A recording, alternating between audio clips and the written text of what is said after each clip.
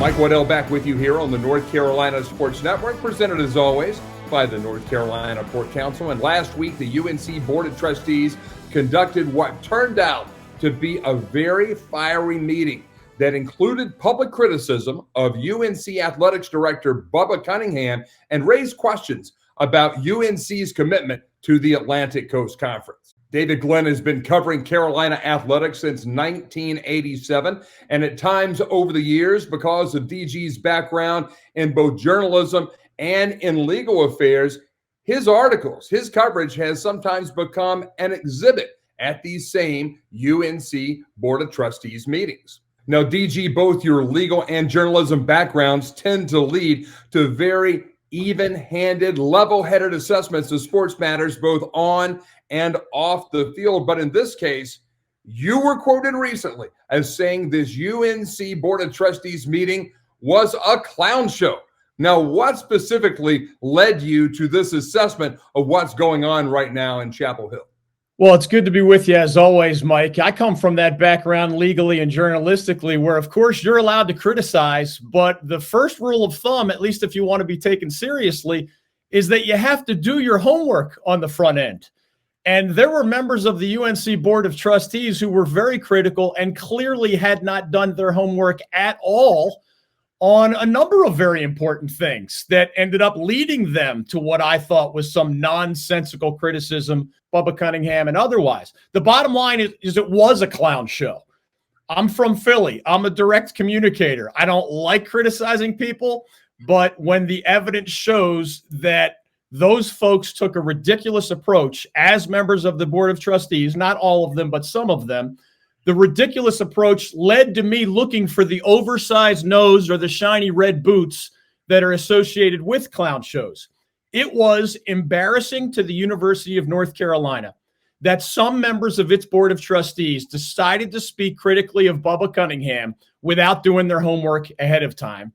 And it was also embarrassing that one member actually demanded a closed meeting session that would have been, as it turns out, a clear violation of North Carolina's open meetings law.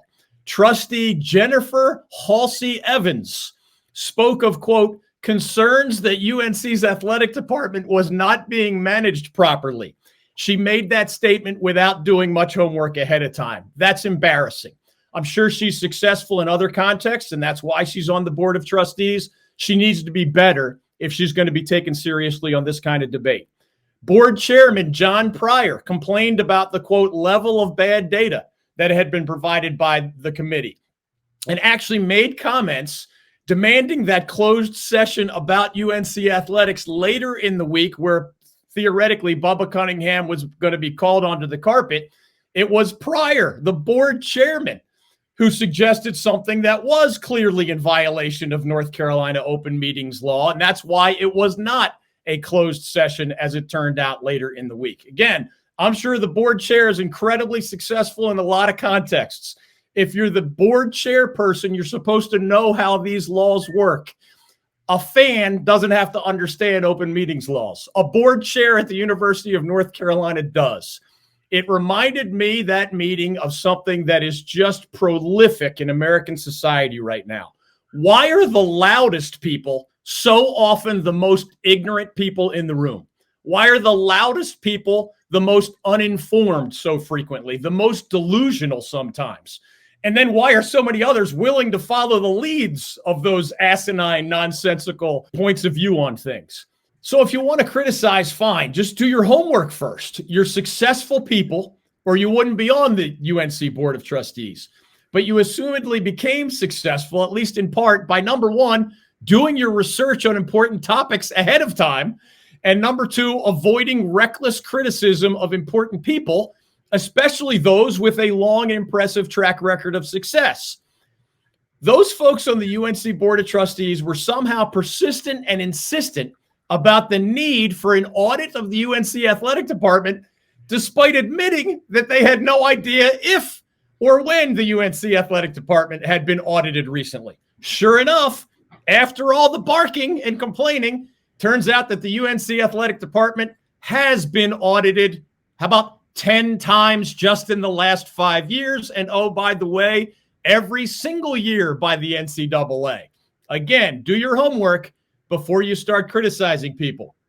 They also spent, some members of the Board of Trustees, much of the meeting referring to a $125 million budget for athletics that was causing so much consternation and angst for this upcoming 2024-25 academic year. It took literally until the final minute of the meeting for anyone in attendance to actually say the correct number, which is roughly $135 million. Hey, I do a lot of live TV, a lot of live radio. I'll give you the benefit of the doubt for some of those type slips. But when you put all these things together, it continues to underline the theme of a clown show. When you criticize Bubba Cunningham for not being available for a recent meeting, when it turns out the reason he was unavailable was because it was early March and Bubba Cunningham is a member of the NCAA Tournament Selection Committee, which does a lot of work in early March every year. By the way, Bubba Cunningham of UNC has been on that committee for, wait for it, 4 years now. And he is so highly thought of by his peers that he's not only an ongoing member of the committee, but he has been named to be the committee chairperson for the 2025 NCAA tournament. If you're going to complain about why he wasn't at a meeting, you should at the very least know that he's been on that committee for 4 years and counting. Some members also implied early in the week that they were going to grill Bubba Cunningham on that proposed budget or otherwise have a deep dive conversation about UNC athletics later in that same week, and that they were going to do it in a closed session. The only problem, that's against the law. When you are conducting the business of a public university, you are required to do so in a public fashion unless it falls into a number of exceptions that are outlined in those sunshine-style laws. It's one thing if fans or the general public don't understand open meetings laws. If you are a member of the Board of Trustees, you are supposed to have at least a general idea of how such things work. Add another big nose, add more shiny red shoes to the clown show theme. Credit to Interim Chancellor Lee Roberts and to Trustee Ralph Meekins for being among the voices of reason amidst the clown show as they defended AD Bubba Cunningham from some of those ridiculous criticisms and innuendo thrown out, again, not by the entire UNC Board of Trustees, but as we often see nowadays in the United States of America, the loudest turned out to be the most ignorant. And maybe one day I can be on the Board of Trustees too. I've got the nose.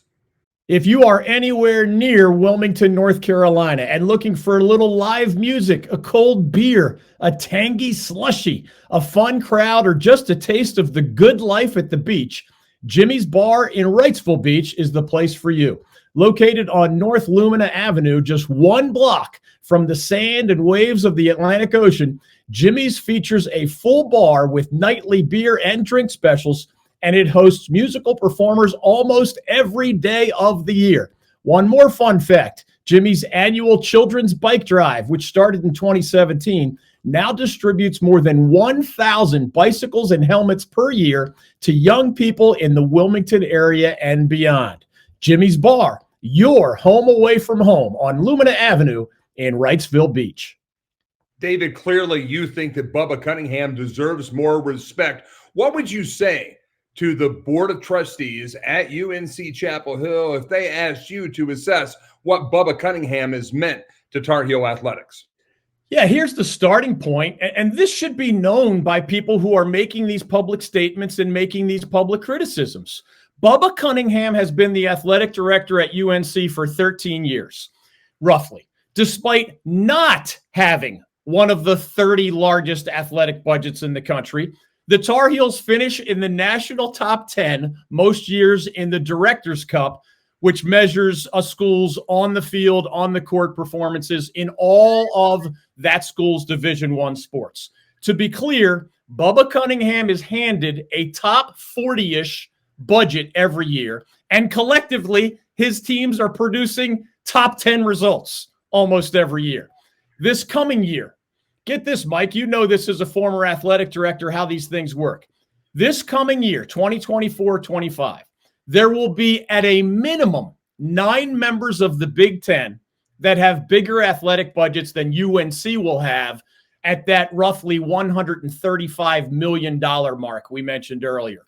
Ohio State, by the way, is around $250 million, almost twice the size of Carolina's athletics budget. Michigan's around $200 million, but also Penn State, Michigan State, Indiana, Oregon coming into the Big Ten this summer from the Pac-12, Iowa, Wisconsin, also Washington, another school coming into the Big Ten this summer from the Pac-12. That's 9 members of the Big Ten that have bigger budgets than UNC. That was not the case, I can promise you, 10 or 15 or 25 years ago, or even longer. This coming year, there will be at least 13 members of the Southeastern Conference with bigger athletic budgets than UNC will have at that $135 million mark. You have an incoming SEC member, Texas, which is above $200 million with its athletic budget. Alabama's around $200 million. Georgia, LSU, Texas A&M, Florida, another incoming SEC member, Oklahoma, like the Longhorns, formerly of the Big 12, but also Auburn and Kentucky and Tennessee and Arkansas and South Carolina and Mississippi. That's 13 members of this soon-to-be makeup of the SEC that'll have larger budgets, sometimes much, much larger budgets than what UNC has. By the way, in the Atlantic Coast Conference right now, there will be at least 6 members of the league that have bigger athletic budgets next season than what UNC would have at that $135 million mark. Notre Dame, Florida State, Virginia, Clemson, Duke, and Louisville. And in all those cases, I said a minimum because not all the budgets are set for next year yet. So I just gave you 9 in the Big Ten, 13 in the SEC, 6 in the ACC.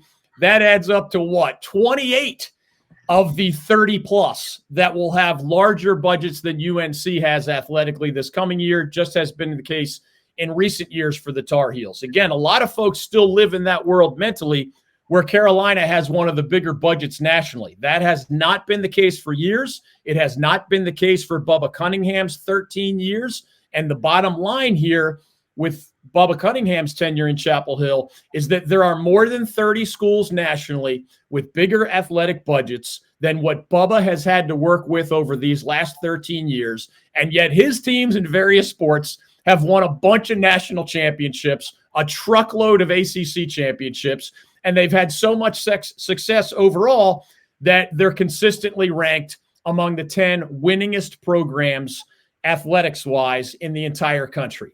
In most contexts, Mike, in and out of sports, if you are a leader that is consistently given a top 40 type set of resources, and yet you consistently produce top 10 caliber results, you know what you get? You get raises. You get congratulations. You get kudos. You get pats on the back. You might get a statue built of you, but at the bare minimum, you get and deserve respect. And what Bubba Cunningham got instead from some members of the UNC Board of Trustees was lazy, ignorant cheap shots. That happens every day on message boards and social media and the darkest corners of other public forums. It's not supposed to happen on the board of trustees. And it did, and that made it a clown show, and that made it an embarrassment to those members of the BOT. David, one of the things that has come up in recent weeks has been discussions of meetings in the recent past where some members of the Atlantic Coast Conference had been talking about forming a league comprised of people who are already members of the ACC, but leaving other members out. Now, two members of this discussion group that has never met at any one particular time en masse are North Carolina and NC State. Now, North Carolina and Athletics Director Bubba Cunningham were not in favor of expanding with Cal and Stanford and SMU. NC State voted for that expansion, Boo Corrigan, their AD, and therefore the expansion took place. Now, one thing is you were talking about the big dollar budgets. It's also very important to remember that North Carolina, with 28 varsity sports, has long been among the nation's top number of sports being presented. With 28 varsity sports, North Carolina has one of the larger athletics with 28 varsity sports, North Carolina has one of the largest athletics departments in the country. And now with Stanford coming in, finally Carolina will have the biggest one in the ACC. But I think it's very curious that North Carolina and NC State would be talking about a new ACC. And at no time have I seen either Duke or Wake Forest, their Big Four brothers, mentioned in that same context. This is really uncharted waters for the Atlantic Coast Conference, and certainly for North Carolina, as you mentioned,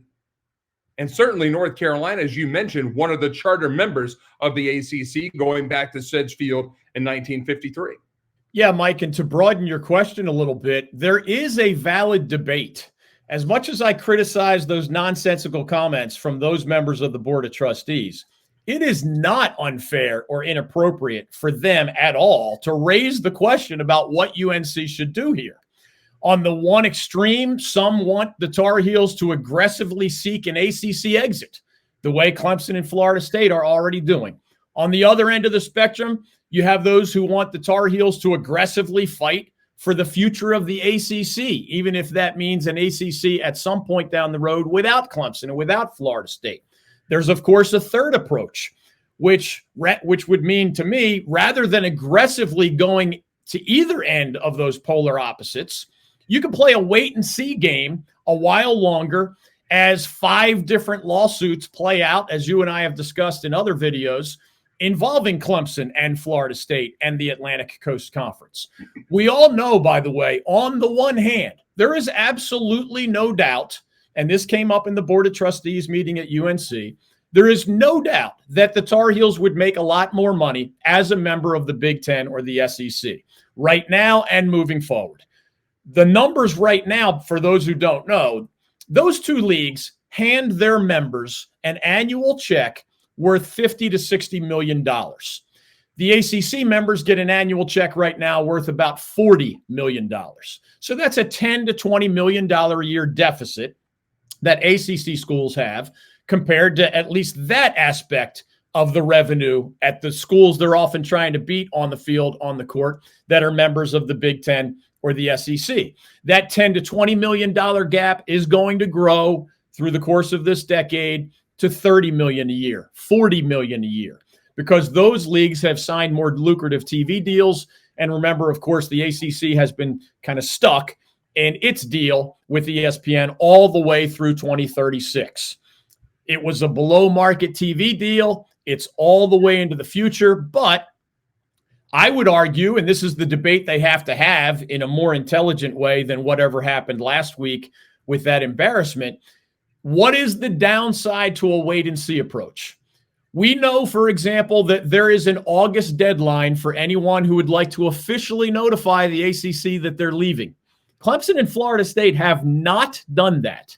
And it is in the bylaws that you have to give notice by an August deadline to be able to leave the following year. What's the downside as we have this discussion in May of 2024?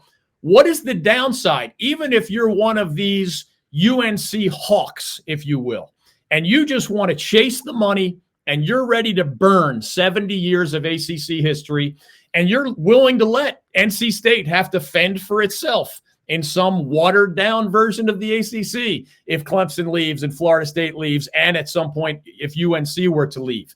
Let's say you're ready to deal with all those repercussions as that more aggressive heels are headed somewhere else type approach. What is the downside to watching for that August deadline to pass and see what happens if anything happens? What is the downside knowing that none of these lawsuits, I shouldn't say none of them, there might be the one filed by the Florida Attorney General could reach a conclusion.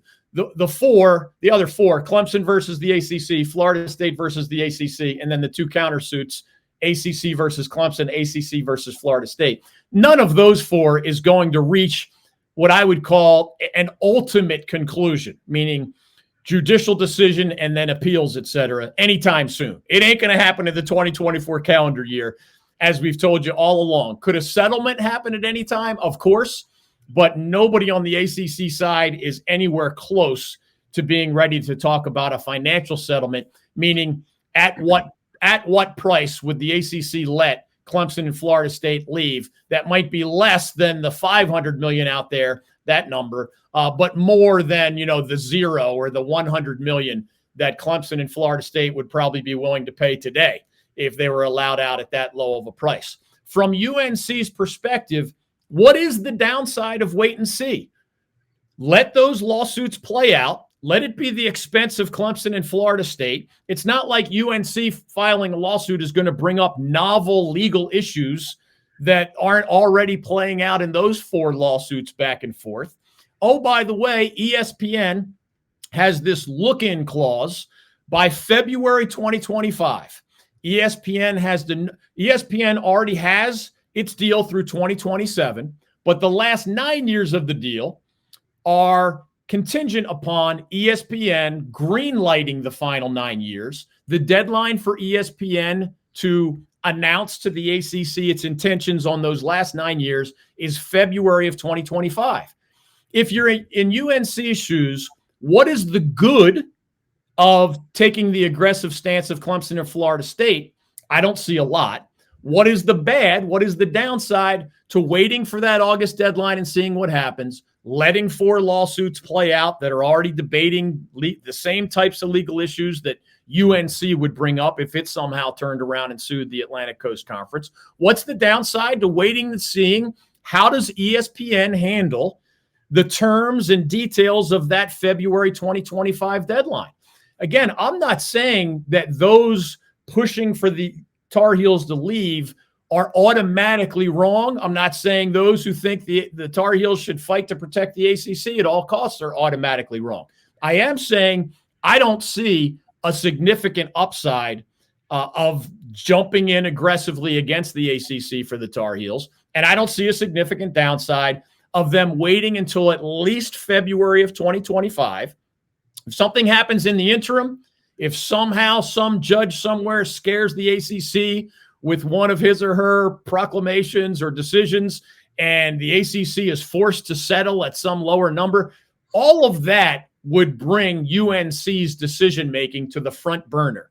Right now, there, in my opinion, is no reason not to leave it on the back burner. Let all this stuff play out. Let the lawsuit chips fall where they may. UNC, remember, Mike, does not even have a full-time chancellor right now.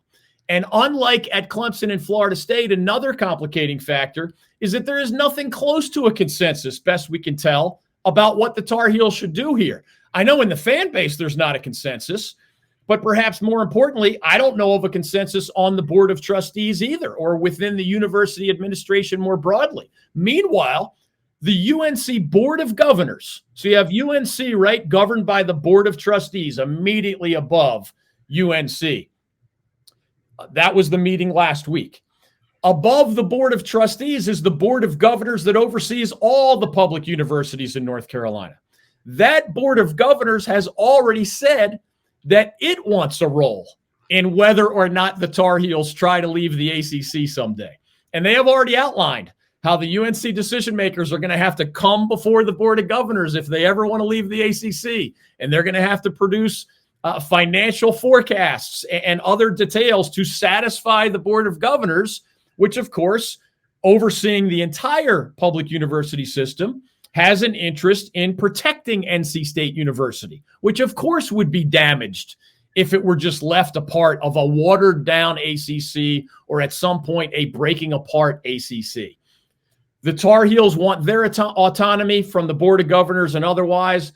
The Tar Heels don't want to be limited by the Board of Governors, but the Board of Governors has members that want to protect the State-Carolina rivalry and want to protect the finances of NC State athletics or anyone else impacted within that public university system. That's a lot of complicating factors. And to me, that's one more reason for UNC to remain in a wait-and-see mode. Let Bubba Cunningham and the BOT have their conversations about why he sees this $17 million deficit per year and $100 million deficits over many more years. Let them have that conversation. But the conversation about UNC's attitude toward ACC membership, there are times in life that you can feel a certain way, but still be smart enough to have the perspective to realize now is not the time to pull the lever on a decision. This UNC case screams for patience and for that wait and see approach in my eyes. And that's one more reason that I thought it reached the level of clown show absurdity at the Board of Trustees meeting earlier in May. The Lawson Insurance Group in Raleigh is a family-owned business led by three actual brothers who happen to be huge sports fans: Ken Lawson, Miller Lawson, and Michael Lawson. I know these guys, I trust these guys, and I send these guys my own insurance business and that of my family. The next time you have insurance needs, I hope you'll do the same. The Lawson Insurance Group is known for its commitment to community and its dedication to ensuring that North Carolinians and their businesses are prepared for life's inevitable challenges, with the reminder that as a high street insurance partner, Lawson Insurance Group offers local expertise and support that, combined with High Street's extensive national resources, means more choice and support for you as their client. To learn more, search Lawson Insurance Group online. The Lawson Insurance website will be the first link that pops up. While we're on the topic of clown shows, let's talk about football scheduling and how North Carolina politicians now wanting to get into the scheduling of NC State and North Carolina football games against East Carolina, Charlotte, and App State, the public school D1 playing football schools. Now, it was a curious development a few weeks ago whenever this started to pop up. And then this past week, NC State announced that they had added a non-conference schedule series against Virginia that would, in essence, replace that of NC State and Appalachian State going head-to-head. Now, the real story on this is 3 weeks ago, NC State canceled that series with Appalachian State. And there were polls that were being rallied from places in Boone and otherwise with the Appalachian State Board of Trustees trying to get involved in this, but it just didn't happen quick enough. Now, whether that will happen or not down the road, well, that's anybody's guess. But you talk about the revenue gap, I'll guarantee you, being a former AD, what's on the mind of Boo Corrigan and Bubba Cunningham right now is the fact that they're already $20 million behind being in the ACC with their media deal. You have the NCAA against House settlement coming up. That could be another $20 million. And oh, by the way, you're going to have to start paying people, and that's another $20 to $30 million. This is out of control.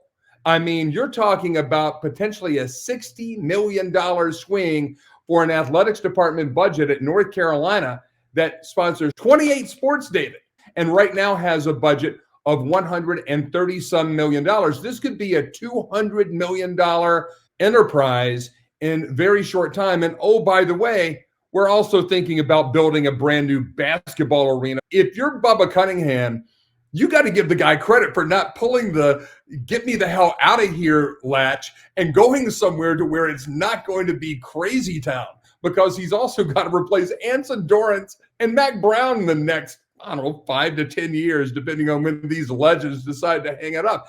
It's a very complicated mix being a Division I athletics director in the year 2024. And it's not a job that I think a lot of people really understand the depth behind and what's paid for. I was involved in a Twitter discussion with a guy earlier this week, and he is an NC State fan, and he just keeps on saying, "Oh, NC State makes all this revenue. We're going to be, competing for national champions." And it's like, brother, North Carolina and NC State are so far. They are light years from competing for a national championship in the sport of football. And that's, I think, the biggest question, along with what league you're playing in. If you're a Wolfpacker or a Tar Heel, at some point, you've got to look and say, what sports do we really want to be great in? And if it's basketball and football is in a secondary role, then stay in this ACC. But if you have any designs, and I think those would be ill-played, to try to compete to be a football national champion, you got to get out of Dodge, because even a reconstituted, smaller, focused ACC is never going to yield those types of dollars that you see in the Big Ten and the SEC. And that's because those entities are going to the table too, trying to figure out, with all the cord cutting, what the hell is going to be the funding source for all of this. I mean, it's a real mess. Yeah, I've argued that there has been as much major change in college athletics over the last 3 years as there was collectively over the previous 30 years. And that makes these athletic directors' jobs that much more complicated. There was no such thing as name, image, likeness compensation until the last 3 years. There was no such thing as immediate eligibility of transfers for all transfers until the last 3 to 4 years. There was no such thing as the house settlement until soon. We're going to learn how much that lawsuit brought by former NCAA athletes against the NCAA and its members for essentially not having access to name, image, likeness money. I get asked a lot, why don't all former college athletes sue for that same type of compensation? The answer is that statutes of limitation prevent you from going too far back to sue for that sort of wrongdoing against you. That's why it's only a more recent subset of college athletes rather than going back 20 years or 50 years or 100 years. But it's still a multi-billion-dollar settlement. The NCAA right now is asking its membership universities to vote upon whether to accept a settlement. The House lawsuit has not ended as we speak. So when you're on the losing end of a lawsuit, often the question you get asked is, would you like to settle for 2.6 or 2.8 or 3 billion with a B dollars? Or would you like this case to go all the way to the end where you would risk it could be a $5 billion conclusion or more? Well, if you know you're going to lose or overwhelmingly think you're going to lose, the 2.7 billion, as hard as that might be to swallow financially, sounds a lot better than the 5 billion. Those are the conversations and the votes taking place as we speak. Most people think there is going to be that settlement. And as you said, that's a new line item. Bubba Cunningham has the $135 million a year budget at UNC. NC State's budget is not crazy far from that amount. There are some ACC schools much closer to the $100 million a year for an athletic budget. Some of the private universities are around that level. But there's also Big Ten and SEC schools at the $200 million plus per year athletic budget level. Regardless of where you are in that spectrum, you have new line items that you didn't have to deal with before. The house payment is a big one. As you mentioned, name, image, likeness may be restructured. The money, remember, currently does not come straight from the university. It comes from third parties. Name, image, likeness compensation could be restructured so that it does come directly through the athletic department. It may even be negotiated such that a percentage of certain types of athletics revenue will be preserved for name, image, likeness style money to be funneled to student athletes. And whatever, these schools would have autonomy about how they distribute it. They would even have some autonomy about whether they go to the cap almost like sounds like a salary cap, but it would be a percentage of certain types of athletics revenues. It's complicated. It's not done yet, but it's another headache for all of these athletic directors. We're just in a period of rapid change, and I don't think that rapid change is going to stop anytime soon. It is a mess, and we could be talking about this clown show topic for the next 3 light years and wouldn't put a dent in it, but we will continue to cover it right here on the North Carolina Sports Network. As always, David Glenn, our 37-year ACC, and in this case, UNC expert. Thank you very much for taking the time out of your busy weekend. And let's hope that we have a lot of news to talk about here in the coming weeks. Of course, we do have the first ever North Carolina Sports Awards coming up in July, and I'm excited about that. North Carolina Sports Awards, or the Pineys, because our award will be shaped like a pine cone, the venerable symbol of North Carolina, especially with the U.S. Open coming to Pinehurst in a few weeks. But that's coming up here on the North Carolina Sports Network in July. And I tell you, there have been so many great moments over our first year of operation here on the North Carolina Sports Network. That's going to be a lot of fun to roll those categories out and then to see the feedback coming back from our now more than 7,000 subscribers to our official YouTube channel. David, it's been an incredible couple of months of growth for the North Carolina Sports Network. It's a lot of fun, man. You and I both love this state. We love to celebrate the stories of this state, sports and otherwise. So our annual Piney Awards are going to be a lot of fun. You and I, of course, will have influential votes on that, but our loyal listeners and followers and viewers also will have a role in who deserves what award. So we're looking forward to doing that for the first time this summer. And the bottom line is we thank everybody, our sponsors, starting with the North Carolina Port Council, but continuing through all of those that you see at ncsportsnetwork.com and on our videos, on our podcasts on a regular basis. We truly would not be here without them. We truly would not be here without you. So as always, we're never too far from saying thank you to everybody involved, especially in this first year of our new enterprise. We look forward to year 2, but we have a lot to get done this summer as we pull the curtains on year 1.